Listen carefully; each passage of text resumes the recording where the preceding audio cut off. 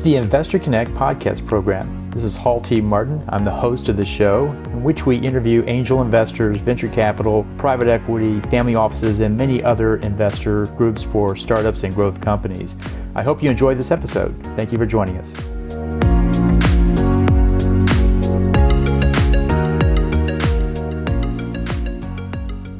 Well, hello, this is Hall Martin with Investor Connect.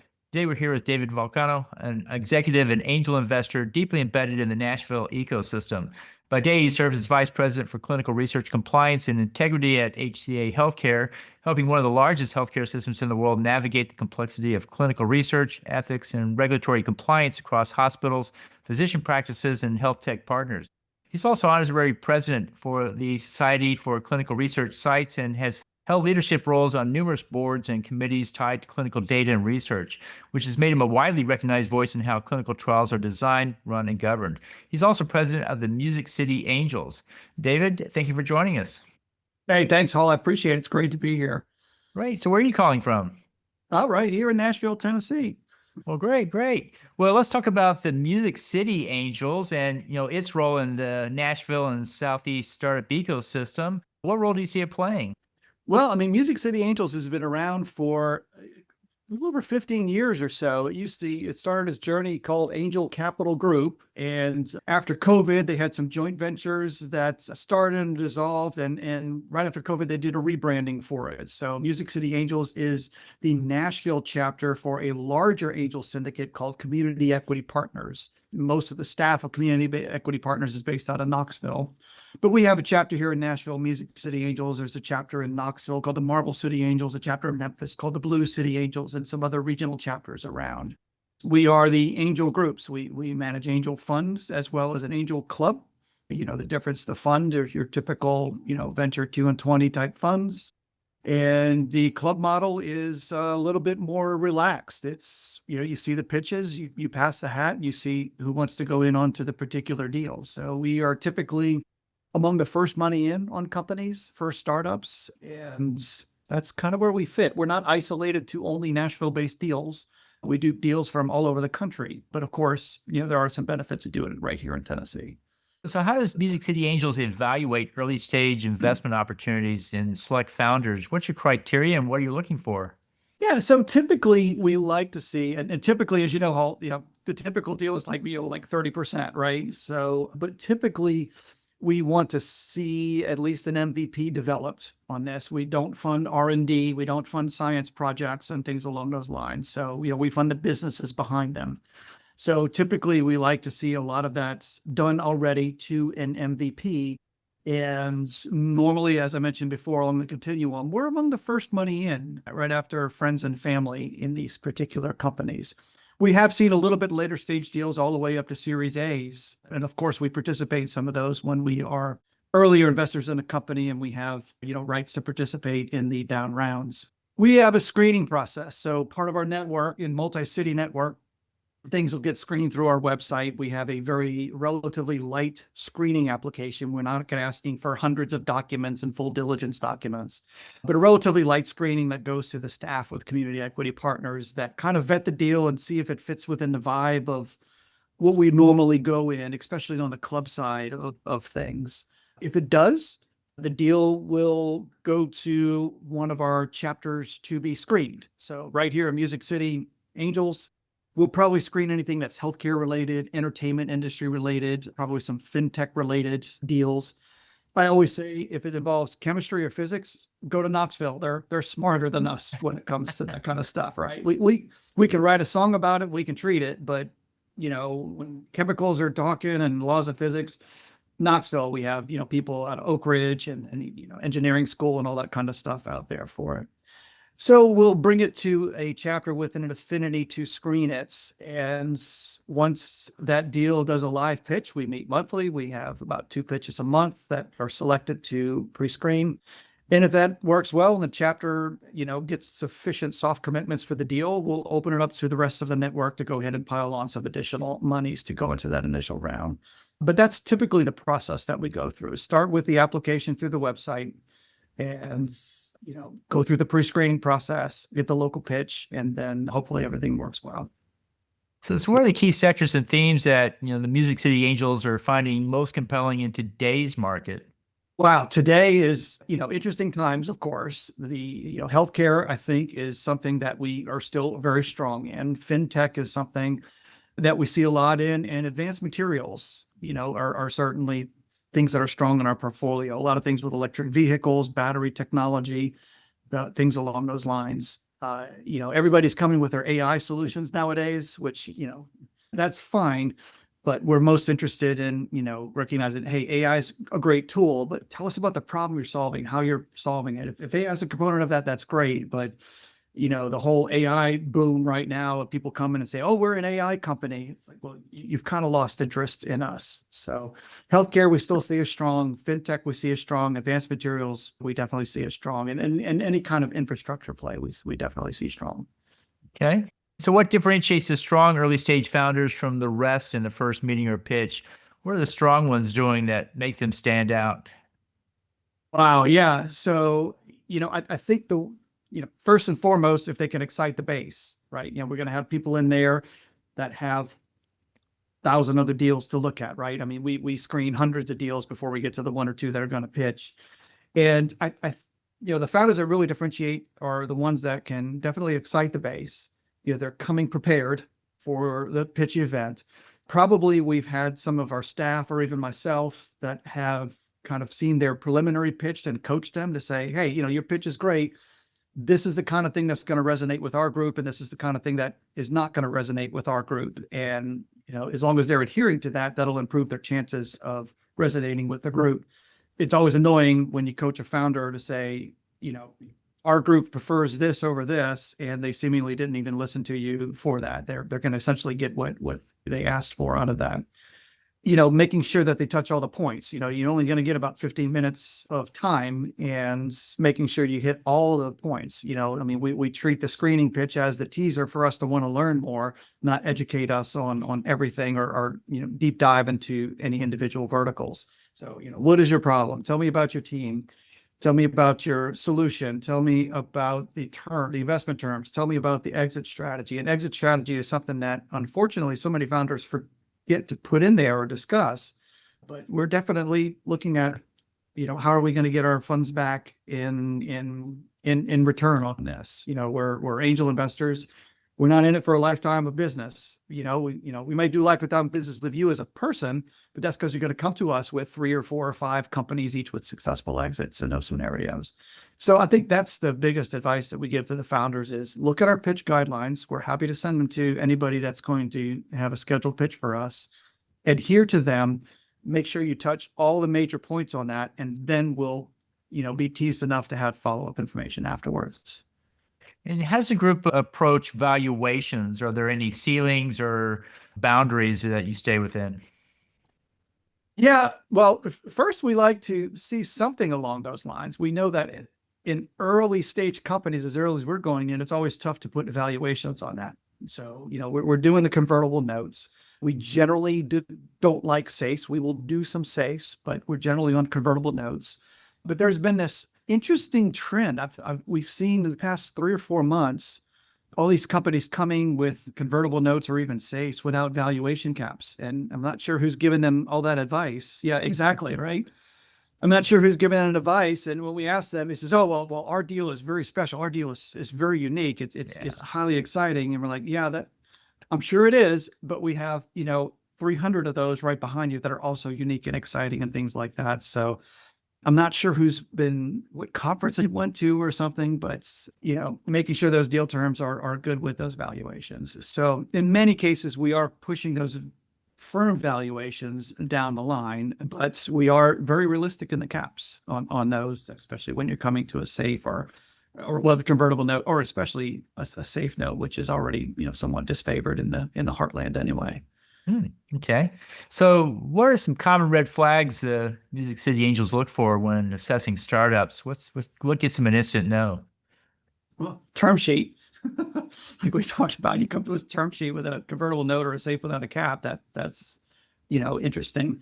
So we're definitely going to look at the term sheet and make sure those terms are reasonable. We don't have the time. We have a deluge of deals that come to us, and we don't have the time to massage each individual one of these with folks. So if you're coming to us with a realistic term sheet that's, favorable with favorable terms, that's, get past one red flag. I think the coachability of the folks, like I mentioned earlier, if we're doing a coaching of them before, it's a, don't come into us and say you're going to be $1 billion company in 3 years. And then the first thing out of their mouth is we're going to be $1 billion company in 3 years, or, that kind of stuff. So coachability, when we're talking to them about the pitch and how to tailor their pitch to our particular angels to resonate, is key on that. And then not focusing towards an exit. We generally like to say, where are you going to exit? What are your exit scenarios? And how do you benchmark those exit scenarios? If you say, I'm going to sell off to Google, well, that's great. Has Google bought any companies like you? If they did, how did they value those companies? So making sure that they have thought it through on the exit scenario as to how we're going to get our returns is definitely a key flag. And if they haven't thought through a lot of that, then that's going to be a kind of a red flag that, maybe they're not marching towards an exit. They're just marching towards more of a lifestyle business. And so, how does the Music City Angels add value beyond the capital in the early stages? What do you offer them up front or ongoing? Yeah, well, like any angel club, we have a wide variety of members from a wide variety of backgrounds. We have certainly taken advisory roles, board seats. I'm on the board of a couple of our startup companies as an independent director. So, the board seats, some connections, probably not much different than many other angel group would do, categorically speaking, of, trying to get connections, giving some advice, things along those lines. Okay. And so, what about the importance of the local ecosystems and regional networks in startup success? What's there in your area that you're working with or leveraging? Yeah, well, right here in Tennessee, one thing that's always asked about is, the public-private Launch Tennessee partnership that can come up with some matching funds. That's, if we're able to get matching funds with our terms, with what we're putting in, that's always great. We have, some relationships, as Hall, with the state of Tennessee about how to attract companies here and things like that. So what tax incentives might be able to give companies to attract them to have their headquartered in the state of Tennessee. They don't have to be for us to invest in those, but the Entrepreneur Center can help people with crafting their pitch. And then there's a lot of other angel groups around, or venture capital groups around, that we can try to syndicate the deals with. We want our founders out there running their businesses, not raising money.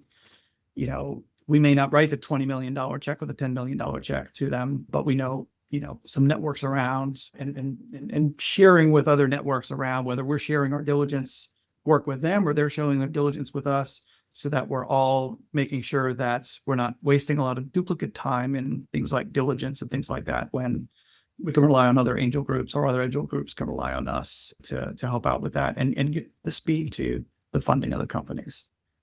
Well, does Tennessee have any tax breaks for the angel investor themselves, or is it just for the No, like for the companies. I mean, Okay. Tennessee, as you know, we don't have a state income tax, and we used to have what we call the Hall tax, not after you, but the Hall tax that was on capital gains, which went away. So it's that mixed blessing of living in a state that has low to no income tax, right? They can't give you tax credits if you're not paying the tax. So a lot of it is business. Now we do have, some other states may have that tax credits, and some of those are brokerable. And, so we may work deals with other states on tax credits for investors that are available on a secondary market. But all in all, it's, our ecosystem here in Tennessee is largely around the attractive environment that we have companies to relocate here, as well as, like matching funds through Launch Tennessee, or, for investor funds, or I think they're still doing the SBIR matching too. I'd have to double check with them if they're still doing that too. That's great. Well, so how does Music City Angels collaborate with other investors like venture funds and strategic partners? Yeah, I mean, we've done some deal sharing from time to time, as far as looking at the deal pipeline, where somebody will call us, or we may call somebody else if we know it fits their investment portfolio, to say, hey, look, this is a really good deal, so that we're giving that warm referral over to them on deal sharing. That's probably most how we collaborate with some of those other groups, outside of, as I mentioned before, that if we've done diligence or they've done diligence on it, and So we don't have to, we or they don't have to repeat the grunt work on some of that kind of stuff to share maybe some of those diligence files with each other. We normally go through the entrepreneur to do that because, we want them in the middle of it. Right. And so what's your advice for those first-time angel investors getting involved in an organized group like the Music City Angels? What do you tell them to do? Yeah. Well, first I tell them is to get involved. Come to the pitch meetings, collaborate live with us. Many pitch meetings, as you know now, are hybrid, live, and virtual.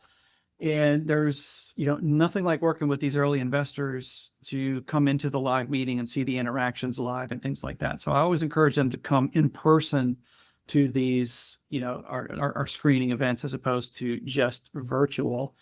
In a group like ours, we cater largely to very new angel investors, people that just realized that they were an accredited investor.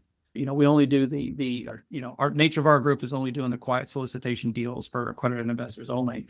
So there's, so many people out there, as you know, that are accredited investors. They meet the definition of being an accredited investor, but they don't know anything about these deals. So come in, start asking questions, learn. I mean, I know when I got started, I'm thinking, I just need to write checks.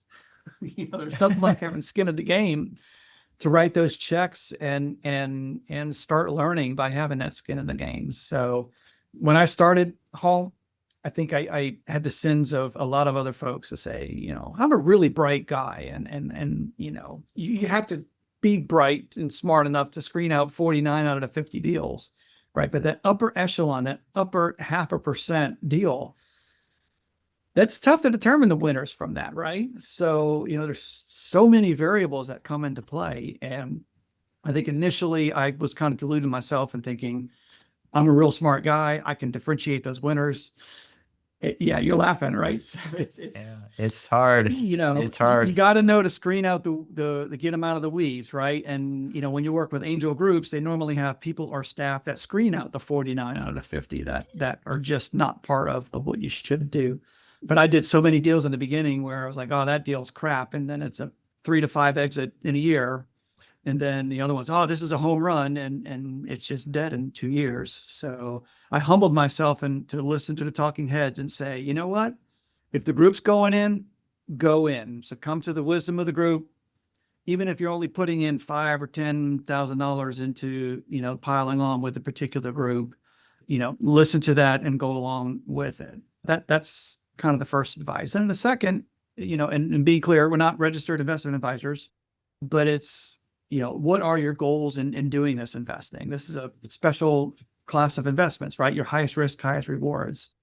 We'll have investors that come and say, well, Charles Schwab said only invest in what you know. So, or Peter Lynch said that. And so I'm a cardiologist, so I only want to invest in cardiology devices.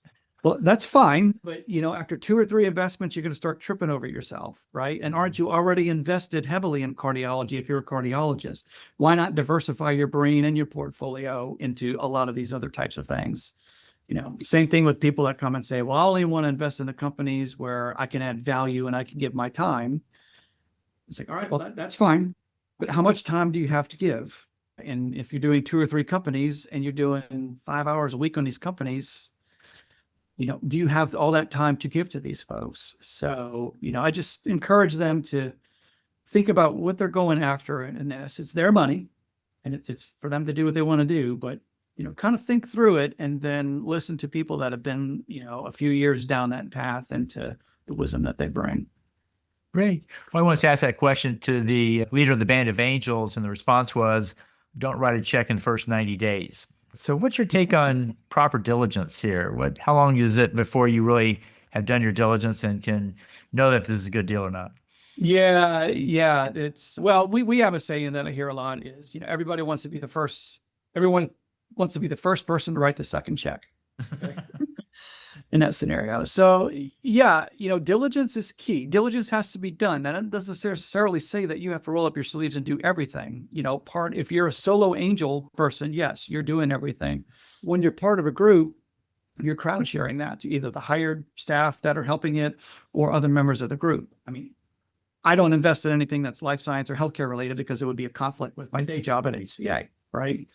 So But can I help with diligence in some of those companies? Yeah, absolutely. So you get a company that involves chemistry and physics, like I mentioned. I don't know anything about that, but there are people out there that are within my network that do, right? When I go to our angel meetings, I never leave any of our meetings where I'm not a smarter person and learn something from the folks that are out there. You know, the diverse crowd that we have, from whether it's science or business development or marketing or intellectual property, you know, any of those types of things, I'm always learning stuff from that. And that's definitely what I embrace on that. But diligence is key, to at least have that information either done by yourself or by people within your network that you have some trust to do. You know, invest with your brain, not your heart. And sometimes that first area is you're investing with your heart. You know, gee, I really do want to help cure Alzheimer's, but is this the right business deal to do it?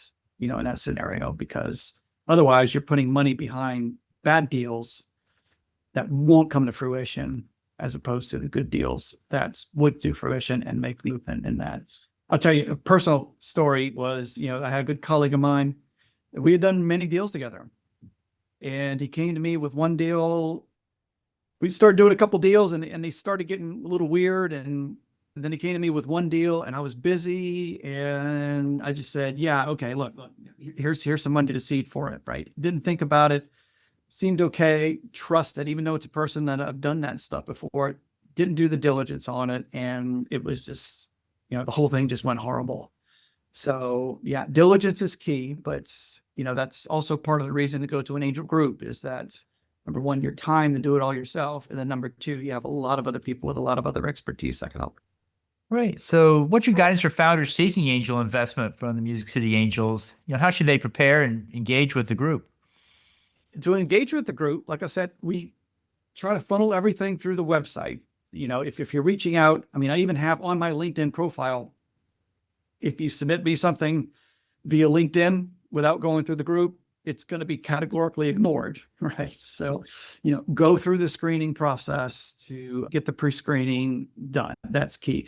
That's your path to the quickest no, right? You don't want to be sitting there for 6, 8 weeks, 12 weeks or longer if the answer is going to be no right off the bat. So that's, you know, first of all, your path to the quickest no, so you can go on and start doing what you're doing as a founder.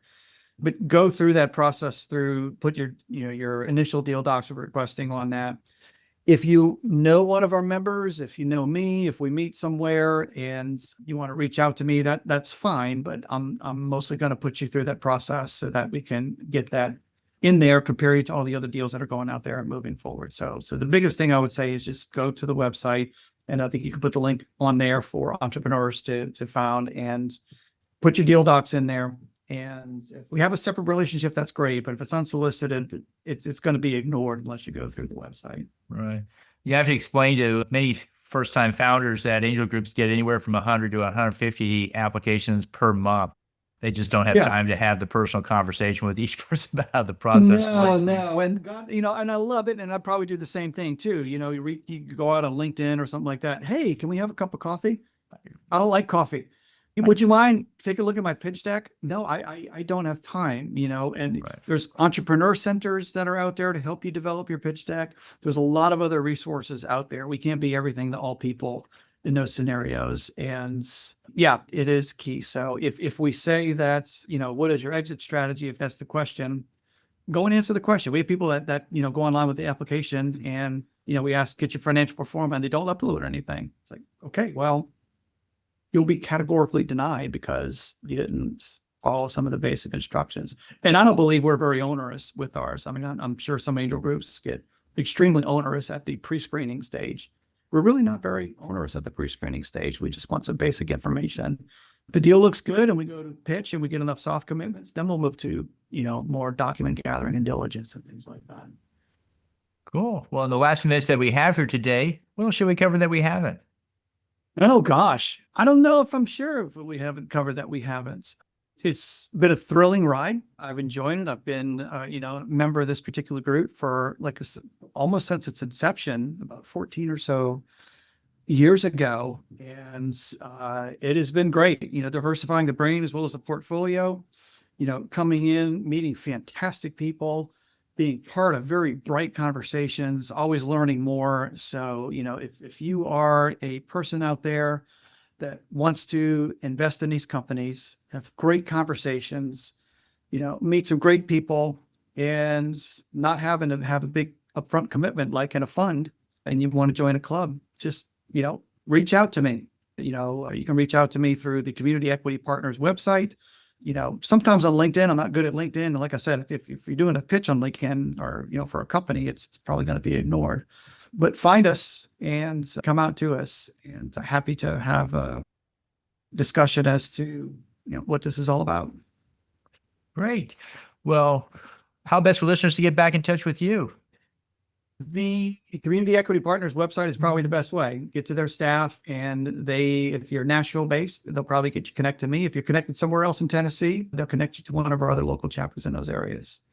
Great. Well, thank you for joining us today. We'll include your contact details in the show notes, and we hope to have you back for a follow-up soon.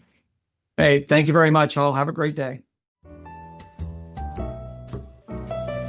Investor Connect helps investors interested in startup funding. In this podcast series, experienced investors share their experience and advice. You can learn more at investorconnect.org. Paul T. Martin is the director of Investor Connect, which is a 501c3 nonprofit dedicated to the education of investors for early-stage funding. All opinions expressed by Hall and podcast guests are solely their own opinions and do not reflect the opinion of Investor Connect. This podcast is for informational purposes only and should not be relied upon as a basis for investment decisions.